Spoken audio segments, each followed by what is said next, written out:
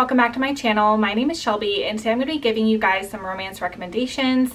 I have 5 slow burn romances to recommend for you guys today. So I know the queen of slow burn romance is Mariana Zapata, but I have chosen not to include any of her books in this video because I think most people know and assume that her books are slow burn. So I wanted to give you guys some kind of newer recommendations that I don't hear too much about. As always, I will link all these books down below and let's get right into it. The first one that I have is Make It Sweet by Kristen Callahan. This is about Emma and Lucian. Emma is an actress on a TV show called Dark Castle, and I kind of think it's like Game of Thrones in a way, based on how it's described, and all of a sudden her character is killed off, but she can't tell anyone until the episode premieres. So she needs to kind of lick her wounds. She goes back to California after finding her boyfriend cheating on her as well.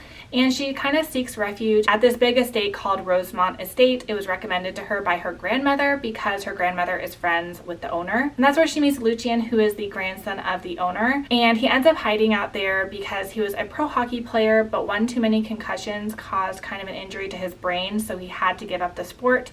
So he moves in with his grandmother and he's baking and cooking there and kind of hiding out from everyone, not really sure what to do, and dealing with the consequences of frequent headaches and things like that. Him and Emma are so different. She is the sunshine, he is grumpy, and the two of them end up healing one another, but their lives are kind of going in different directions. Both of their lives are up in the air, but they aren't really sure if their lives are kind of headed in the same direction.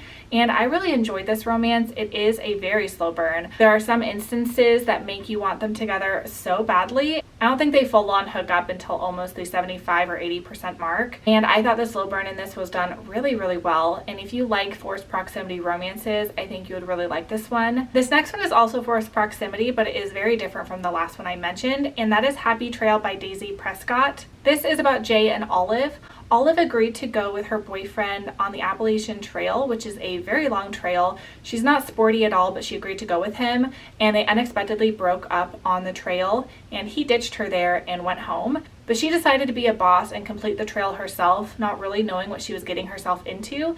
And that is where she meets Jay, who is a park ranger. And they end up getting themselves trapped in a snowstorm in a little cabin. And they end up forming a romance while she's doing this hike and while he's like working in the area. And this one was definitely really slow burn. I don't think anything happened until the very end of the book.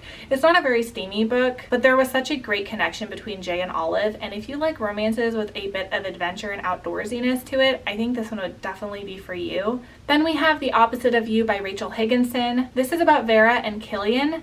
And Vera is a chef and she wanted to open her own restaurant, but things didn't really work out. So she ended up as a last-ditch effort opening a food truck in the parking lot of like her brother's business. And the parking lot is across from a really famous restaurant where Killian works. So he keeps sending his staff over to Vera's food truck to try her food and make comments and kind of ruffle her feathers. The two of them get off on the wrong foot and they really don't like each other, but Vera ends up really looking forward to his visits and kind of his nitpickiness, and they form a romance. I loved that both the main characters are chefs. They're very passionate about their work. I loved all the foodie terms and it definitely made me hungry while reading. Then we have A Photo Finish by Elsie Silver. This is about Violet and Cole. Violet is the newest jockey at the Gold Rush Ranch. And right after her very first win, she runs into someone from her past who is Cole, and she never thought she would ever meet him. She actually met him online like a year before, and her and Cole met online anonymously and they struck up this kind of sexy relationship.